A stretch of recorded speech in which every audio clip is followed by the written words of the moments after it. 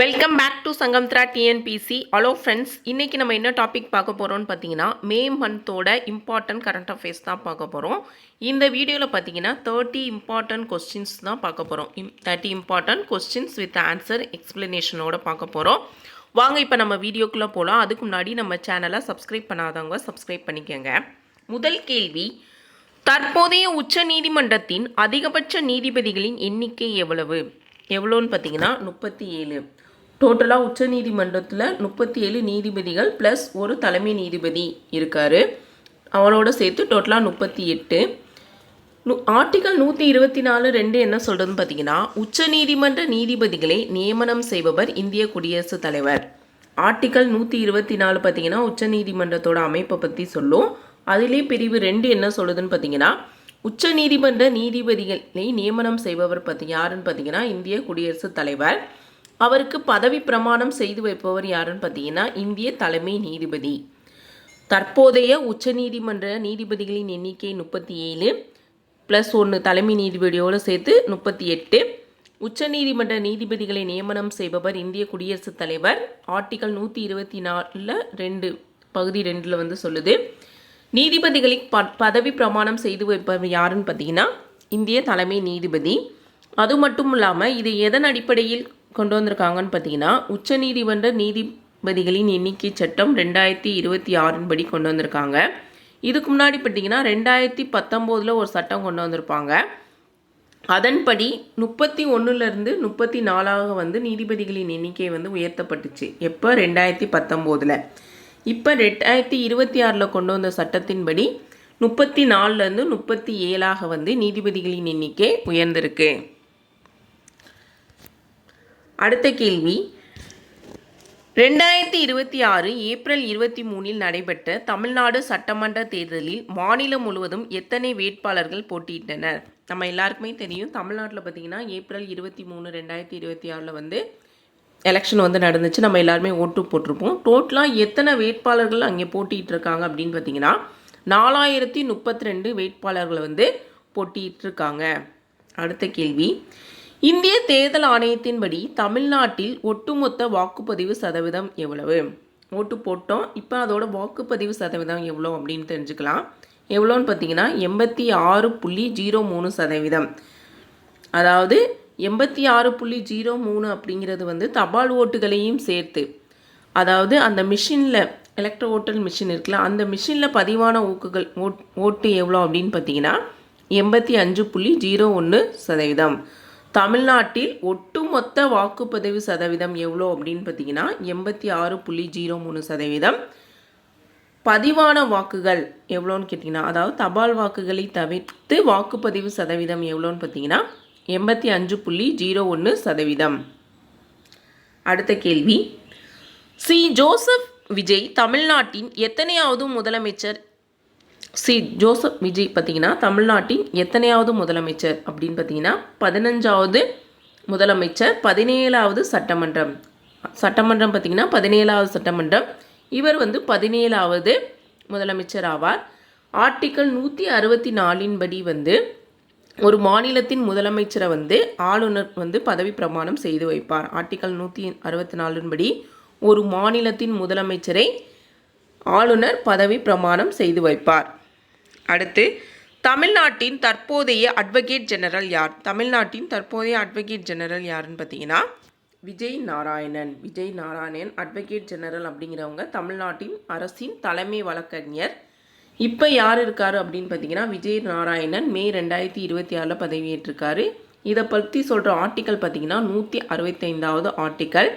இந்த விஜய் நாராயணன் பார்த்தீங்கன்னா இதுக்கு முன்னாடி ஏடிஎம்கே பீரியட்லேயும் பார்த்தீங்கன்னா இருந்திருப்பார். எப்போன்னு பார்த்தீங்கன்னா 2017 to 2021 பீரியட்லேயும் இவர் அரசின் தலைமை வழக்கறிஞராக இருந்திருப்பார்.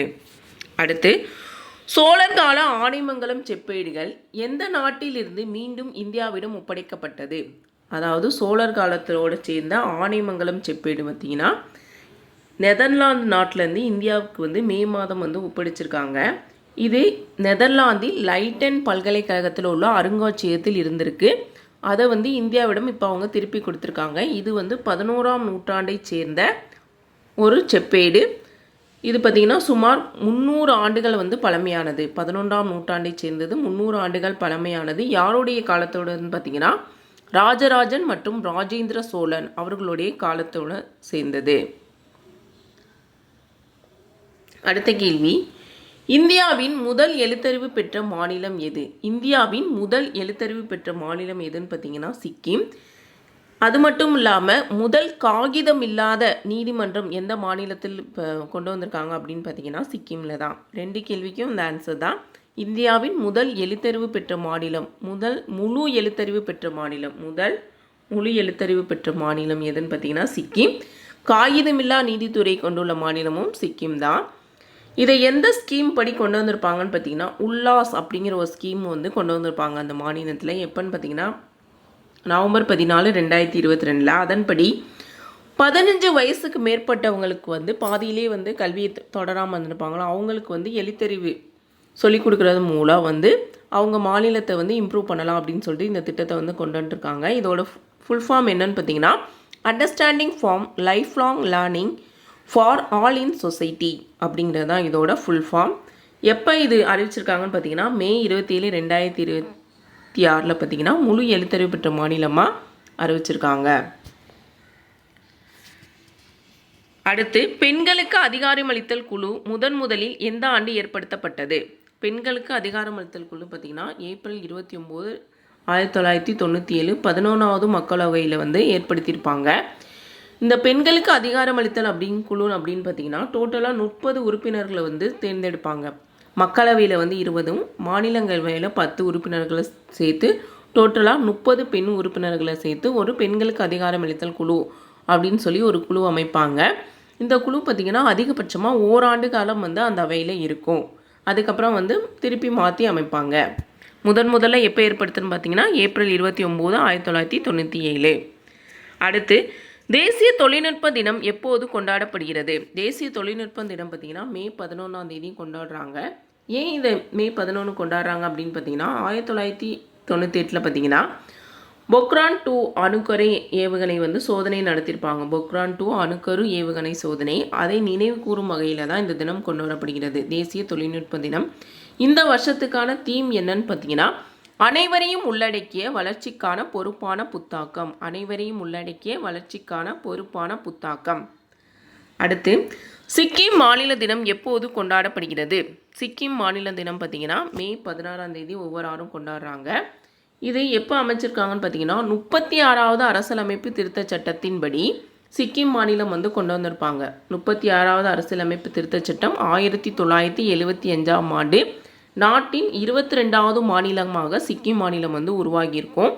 இந்த ஆர்டிக்கல் 371F என்ன சொல்லுதுன்னு பார்த்தீங்கன்னா சிக்கிமின் அடையாளம், நிலம் மற்றும் தனித்துவமான அந்தஸ்து பற்றி சொல்லுது.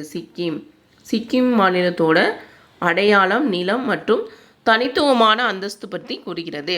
சிக்கிம் மாநில தினம் எப்போது கொண்டாடப்படுகிறதுனா மே 16.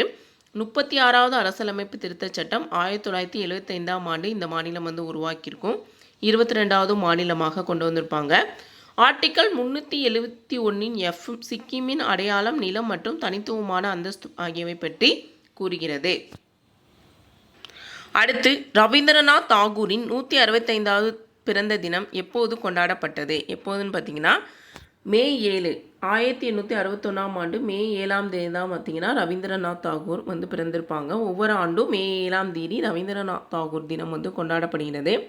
இவருடைய வேறு பெயர்கள் என்னன்னு பார்த்தீங்கன்னா குருதேவர், கவிகுரு, விஸ்வகவி இப்படிங்கிறதுலாம் இவரோட வேறு பெயர்கள். முதல்ல வந்து இலக்கியத்திற்காக நோபல் பரிசு வந்து கீதாஞ்சலி அப்படிங்கிற நூலுக்கு பெற்றவர் இவர் தான். 1913ஆம் வருடம். நோட் பண்ணி வச்சுக்கோங்க. அடுத்து, மக்கள் பிரதிநிதித்துவ சட்டம் எப்போது இயற்றப்பட்டது? மக்கள் பிரதிநிதித்துவ சட்டம் எப்போது இயற்றப்பட்டதுன்னு பார்த்தீங்கன்னா 1950. இந்த மக்கள் பிரதிநிதித்துவ சட்டம் அப்படின்னு என்னன்னு பார்த்தீங்கன்னா ஒரு வேட்பாளர் ஒன்று அல்லது அதற்கு மேற்பட்ட தொகுதிகளில் வந்து போட்டியிடலாம் அப்படிங்கிறத நிர்ணயிக்கிறதா இந்த மக்கள் பிரதிநிதித்துவ சட்டம். இதன்படி ஃபஸ்ட்டு ஸ்டார்டிங்கில் பார்த்தீங்கன்னா ஒரு வேட்பாளர் வந்து நிறைய தொகுதியில், ஒன்றுக்கு மேற்பட்ட தொகுதியில் வந்து போட்டியிடலாம் அப்படின்னு சொல்லியிருப்பாங்க 1996க்கு முன். 1996க்கு பின் என்னன்னு பார்த்தீங்கன்னா ஒரு வேட்பாளர் அதிகபட்சமாக 1 அல்லது 2 தொகுதிகளில் தான் போட்டியிடணும் அப்படின்னு சொல்லி கொண்டு வந்திருப்பாங்க. எதன்படினா மக்கள் பிரதிநிதித்துவ சட்டம் 1950. அடுத்து அது மட்டும் இல்லாமல் இந்த சட்டத்தின்படி என்னன்னு பார்த்தீங்கன்னா 1950 மக்கள் பிரதிநிதித்துவ சட்டத்தின் கீழ் வாக்காளர் பட்டியலை திருத்துவதற்கு தேர்தல் ஆணையத்திற்கு முழு அதிகாரம் வழங்கப்பட்டுள்ளது. ஒரு வேட்பாளர் எத்தனை தொகுதிகளை நிற்கலாம் அதையும் சொல்லியிருக்காங்க. அது மட்டும் இல்லாமல் வாக்காளர் பட்டியலை திருத்துவதற்கு இப்போ ரீசெண்டாக எஸ்ஐஆர் நடந்துச்சுல, அந்த மாதிரி திருத்தங்கள் மேற்கொள்ளுக்கும் தேர்தல் ஆணையத்திற்கு முழு அதிகாரம் இருக்குது அப்படிங்கிறதும் இந்த சட்டத்தின் மூலமாக தான் சொல்கிறாங்க. அடுத்து பொது சிவில் சட்டத்தை நிறைவேற்றிய இந்தியாவின் 3வது மாநிலம் எது? பொது சிவில் சட்டத்தை நிறைவேற்றிய இந்தியாவின் 3வது மாநிலம் எதுன்னு பார்த்தீங்கன்னா அசாம். அதுக்கு முன்னாடி பார்த்தீங்கன்னா உத்தரகாண்ட், குஜராத் அப்படிங்கிற மாநிலம், 2 மாநிலங்களும் பார்த்தீங்கன்னா பொது சிவில் சட்டத்தை நிறைவேற்றிருப்பாங்க. இப்போ அதாவது பிஜேபி ஆள்ற 3வது மாநிலம் எது அப்படின்னு பார்த்தீங்கன்னா அசாம். அசாம் மாநிலம் தற்போது மே மாதம் நிறைவேற்றிருக்காங்க. பொது சிவில் சட்டம் அப்படின்னா என்னன்னு பார்த்தீங்கன்னா யூனிஃபார்ம் சிவில் கோட் UCC அப்படின்னு சொல்கிறாங்க. இந்தியாவின் அனைத்து மதத்தினரும் திருமணம், விவாகரத்து, சொத்துரிமை, தத்தெடுப்பு மற்றும் வாரிசுரிமை போன்ற குடும்ப பிரச்சனைகளுக்கு ஒரே மாதிரியான பொதுவான சட்டங்களை நடைமுறைப்படுத்துவதை குறிக்கின்றது. அதாவது திருமணம், விவாகரத்து இதுக்கெல்லாம் ஒரே சட்டத்தை கொண்டு வரணும் அப்படிங்கிறதா இந்த சட்டத்தோட நோக்கம். இதை பற்றி எந்த ஆர்டிக்கல் சொல்லுதுன்னு பார்த்தீங்கன்னா ஆர்டிக்கல் 44. ஆர்டிக்கல் 44 தான் இந்த சட்டத்தை பற்றி சொல்லுது. அடுத்த கேள்வி, உலகிலேயே மிக வெப்பமான நகரமாக மாறிய பாந்தா நகரம் எந்த நாட்டில் உள்ளது? உலகிலேயே மிக வெப்பமாக மாறிய பாந்தா நகரம் எங்கே இருக்குது அப்படின்னு பார்த்தீங்கன்னா உத்தரப்பிரதேசம். அதாவது இந்தியாவில் உத்தரப்பிரதேசத்தில் இருக்குது. உலகிலேயே மிக வெப்பமான நகரம் எதுன்னு பார்த்தீங்கன்னா பாந்தா நகரம். அடுத்து இதில் பார்த்தீங்கன்னா டோட்டலாக 49 டிகிரி செல்சியஸை கடந்து வெப்பம் பதிவாகி உள்ளது. பாந்தா நகரம் இந்தியாவின் உத்தரப்பிரதேசத்தில் டோட்டலாக 49 டிகிரி செல்சியஸ் வெப்பநிலையை கடந்து வெப்பம் பதிவாகி உள்ளது. அடுத்த கேள்வி, மத்திய அரசு தங்கம் மீதான சுங்கவரியை 6% எத்தனை சதவீதமாக உயர்த்தியுள்ளது? அதாவது மத்திய அரசு பார்த்தீங்கன்னா ரீசெண்டாக மே 2026 பார்த்தீங்கன்னா தங்கம் மீதான சுங்கவரியை 6 15% உயர்த்தியுள்ளது. அடுத்து நாட்டிலேயே முதல் முறையாக சிறையில் குழந்தைகள் பராமரிப்பு மையம் எங்கு தொடங்கப்பட்டுள்ளது? அதாவது சிறையில் இருக்கும் பெண் கைதிகள் அவங்களோட குழந்தையை பராமரிக்கிறதுக்காக சிறையிலே குழந்தைகள் பராமரிப்பு மையம் எங்கு தொடங்கியிருக்காங்கன்னு பார்த்தீங்கன்னா பெங்களூரின் மத்திய சிறையில்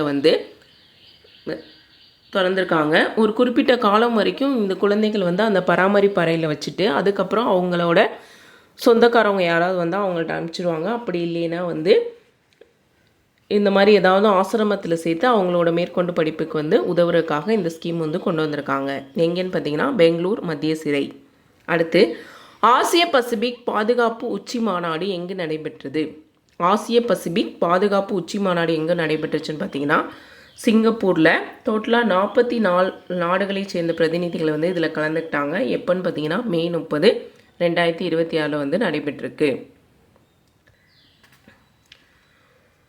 அடுத்த கேள்வி, புகையிலை எதிர்ப்பு தினம் எப்போது கொண்டாடப்படுகிறது? புகையிலை எதிர்ப்பு தினம் பார்த்தீங்கன்னா மே 31 அன்று கொண்டாடப்படுகிறது. இந்த வருஷத்திற்கான தீம் என்னன்னு பார்த்தீங்கன்னா இந்த வருஷத்திற்கான கருப்பொருள் முறையீட்டை அவிழ்ப்பது நிக்கோட்டின் மற்றும் புகையிலை போதைக்கு எதிரானது. முறையீட்டை அவிழ்ப்பது நிக்கோட்டின் மற்றும் புகையிலை போதைக்கு எதிரானது. இதுதான் இந்த வருஷத்திற்கான தீம். அடுத்து மாதவிடாய் சுகாதார தினம் எப்போது கொண்டாடப்படுகிறது? மாதவிடாய் சுகாதார தினம் பார்த்தீங்கன்னா மே மாதம் 28 கொண்டாடுறாங்க. ஏன் இந்த தினம் கொண்டாடுறாங்க அப்படின்னு பார்த்தீங்கன்னா மாதவிடாய் சுகாதாரத்தை பற்றி விழிப்புணர்வு ஏற்படுத்தணும் அப்படிங்கிறதுக்காக 5வது மாதம் 5 நாட்கள் 28 நாள் சுழற்சி இருக்குல்ல, அதனால் 28ஆம் தேதி அதை மென்ஷன் பண்ணி இந்த தினம் கொண்டாடுறாங்க. அடுத்து இந்தியாவின் முதன் முறையாக எங்கு நீருக்கடியில் அருங்காட்சியகம் அமைக்கப்பட உள்ளது? இந்தியாவில் முதன் முறையாக நீருக்கடியில் அருங்காட்சியகம் எங்குன்னு பார்த்தீங்கன்னா மகாராஷ்டிரா மாநிலத்தில் சிந்தூர்க் அப்படிங்கிற கடற்பகுதியில் தான் அமைக்கப்பட உள்ளது. அடுத்து சர்வதேச தேநீர் தினம் எப்போது கொண்டாடப்படுகிறது? சர்வதேச தேநீர் தினம் பார்த்தீங்கன்னா மே 21 அன்று கொண்டாடுறாங்க. ஏன் கொண்டாடுறாங்கன்னு பார்த்தீங்கன்னா உலகிலேயே அதிகமான பேர் விரும்பி அருந்தும் பானம், 2வது அதிகமான பேர் விரும்பி அருந்தும் பானம் இது. அதனால் இந்த தினத்தை மே 21ஆம் தேதி கொண்டாடுறாங்க. அது மட்டும் இல்லாமல் இந்த வருஷத்துக்கான தீம் என்ன அப்படின்னு பார்த்தீங்கன்னா தேயிலையை நிலைநிறுத்துதல், சமூகங்களை ஆதரித்தல். தேயிலையை நிலைநிறுத்துதல், சமூகங்களை ஆதரித்தல் அப்படிங்கிறது தான் இந்த வருஷத்துக்கான தீம். அடுத்த கேள்வி, 4வது குழந்தை பெற்றுக்கொள்பவருக்கு ரூபாய் 40,000 உதவித்தொகையை அறிவித்துள்ள மாநிலம் எது? அதாவது 4வதாக குழந்தை பெற்றுக்கொள்வங்களுக்கு வந்து ரூபாய் 40,000ம், 3வதாக பெற்றுக்கொள்வங்களுக்கு 30,000ம், இப்படி 2வதாக பெற்றுக்கொள்வங்களுக்கு 20,000 அப்படின்னு சொல்லி இன்க்ரீஸ் பண்ணி உதவித்தொகை அறிவித்துள்ள மாநிலம் எதுன்னு பார்த்தீங்கன்னா ஆந்திர பிரதேசம்.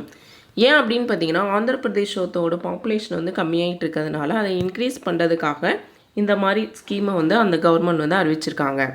அடுத்து, சர்வதேச ஒளி தினம் எப்போது கொண்டாடப்படுகிறது? சர்வதேச ஒளி தினம் மே 16ஆம் தேதி கொண்டாடப்படுகிறது.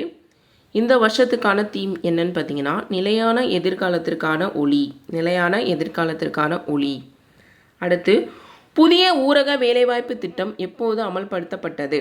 அதாவது மகாத்மா காந்தி ஊரக வேலைவாய்ப்பு திட்டத்துக்கு பதிலாக விபி ஜிராம்ஜி திட்டம் அப்படிங்கிற ஒரு புது வேலைவாய்ப்பு திட்டத்தை வந்து ஜூலை 1, 2026 வந்து அமல்படுத்தும் அப்படின்னு சொல்லி மே மாதம் சொல்லியிருப்பாங்க. இப்போ வந்து அந்த திட்டம் வந்து அமல்படுத்தப்பட்டது. அதனால தான் கொஸ்டின் அப்படி இருக்குது. இது எதுக்குன்னு பார்த்தீங்கன்னா 100 நாள் வேலைக்கு பதிலாக 125 நாள் வேலை திட்டமாக விபி ஜிராம்ஜி திட்டம் அப்படி கொண்டு வந்திருக்காங்க. அடுத்து, மத்திய சுகாதாரத்துறை அமைச்சகத்தால் தாய் மற்றும் சேய் நலன் தொடர்பாக அமைக்கப்பட்ட புதிய டிஜிட்டல் தளத்தின் பெயர் என்ன? மத்திய சுகாதாரத்துறை அமைச்சகத்தால் பார்த்தீங்கன்னா தாய் சேய் டிஜிட்டல் நலன் திட்டம் தொடங்கியிருக்காங்க. இது என்னன்னு பார்த்தீங்கன்னா ஜனனி டிஜிட்டல் தளம். இதன் மூலயமா கவர்மெண்ட்லேருந்து இந்த கொடுக்குற பணத்துக்கு இதிலே அவங்க வந்து பதிவு பண்ணிக்கிட்டு அதில் வந்து எப்படி இருக்கணும், குழந்தை பெற்றதுக்கு முன்னாடி எப்படி இருக்கணும், பெற்றதுக்கு அப்புறம் எப்படி இருக்கணும் அப்படிங்கிற தகவல்லாம் அதில் இருக்கும் அப்படின்னு சொல்லியிருக்காங்க. அடுத்து, 26வது கேள்வி, T20 உலகக்கோப்பை போட்டியில் 3 முறை சாம்பியன் பட்டம் வென்ற அணி எது? அதாவது T20 உலகக்கோப்பையில் 3 முறை சாம்பியன் பட்டம் வென்ற அணின்னு பார்த்தீங்கன்னா இந்தியா. அடுத்து, இந்தியாவின் முதல் பலவழிச்சாலை தங்கு தடையற்ற சுங்கச்சாவடி எங்கு தொடங்கப்பட்டுள்ளது? அதாவது தங்கு தடையற்ற சுங்கச்சாவடி, இந்த சுங்கச்சாவடியில் வந்து நம்ம பணம் கட்டாமலே போகலாம் அப்படிங்கிறதுக்கு எங்கே தொடங்கியிருக்காங்க அப்படின்னு பார்த்தீங்கன்னா குஜராத்தில். அடுத்து, இந்தியாவின் கடல் மீன் உற்பத்தியில் முதலிடம் வகிக்கும் மாநிலம் எது? இந்த வருஷம் அதாவது 2025-26 பார்த்தீங்கன்னா குஜராத் மாநிலத்தை பின்னுக்கு தள்ளி தமிழ்நாடு வந்து முன்னிலையில் இருக்கு. அடுத்து, இந்தியாவின் முதல் முழுமையான காகிதமற்ற நீதித்துறை மாநிலமாக எந்த மாநிலம் அறிவிக்கப்பட்டது? நம்ம முன்னாடியே சொன்ன மாதிரி காகிதமற்ற நீதித்துறை மாநிலம் எதுன்னு பார்த்தீங்கன்னா சிக்கிம். இதுவே காகிதமற்ற நீதித்துறை மாவட்டம் அப்படின்னு கேட்டாங்கன்னா கேரளாவில் உள்ள ஒரு மாவட்டத்தில் வந்து காகிதமற்ற நீதித்துறை மாவட்டம் வந்து கேரளாவில், மாநிலம் அப்படின்னு கேட்டாங்கன்னா சிக்கிம்.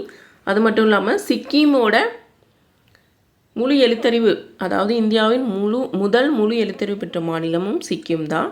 சிக்கிம் தினம் மே 16ஆம் தேதி கொண்டாடப்படுகிறது. இதெல்லாம் ரிலேட் பண்ணி படிச்சுக்காங்க. அடுத்து, மே 1ஆம் தேதி சர்வதேச தொழிலாளர் தினம் எந்த ஆண்டு முதல் இந்தியாவில் கொண்டாடப்பட்டு வருகிறது? அதாவது மே 1 சர்வதேச தொழிலாளர் தினம் பார்த்தீங்கன்னா எந்த ஆண்டு முதலில் இந்தியாவில் கொண்டாடப்பட்டு வருகிறது? அதான் கொஸ்டின். எந்த ஆண்டு முதல் இந்தியாவில் கொண்டாடப்பட்டு வருகிறது? எந்த ஆண்டுன்னு பார்த்தீங்கன்னா 1923. எங்கேன்னு பார்த்தீங்கன்னா சென்னையில். அதாவது இந்தியாவில் மே 1 சர்வதேச தொழிலாளர் தினம் 1923 சென்னையில் முதலில் கொண்டாடப்பட்டது. எதன் அடிப்படையில் இந்த தொழிலாளர் தினம் கொண்டாடிருப்பாங்கன்னு பார்த்தீங்கன்னா 1886 பார்த்தீங்கன்னா அமெரிக்காவின் சிகாகோ நகரில் வந்து 8 மணி நேர வேலை நிறுத்த போராட்டம் வந்து நடைபெற்றிருக்கும். அதை தொடர்ந்து நிறைய போராட்ட சம்பவங்கள்லாம் நடைபெற்றிருக்கும். இந்த தொழிலாளர் தினத்துக்கு வந்து விடுமுறை கொடுக்கணும், சனி ஞாயிறு வந்து விடுமுறை கொடுக்கணும் அப்படின்னு சொல்லி அதை வலியுறுத்தும் தினமாக தான் இந்த மே 1 தொழிலாளர் தினம் வந்து கொண்டாடப்பட்டு வருகிறது. அவ்வளோதான் ஃப்ரெண்ட்ஸ். இந்த வீடியோவில் வந்து டோட்டலாக 30 ரொம்ப இம்பார்ட்டன்ட் கொஸ்டின்ஸ் பார்த்துருக்கோம். அடுத்த வீடியோவில் பார்த்திங்கன்னா ஜூன் மந்தோட இம்பார்ட்டன்ட் கொஸ்டின்ஸ் பார்ப்போம்.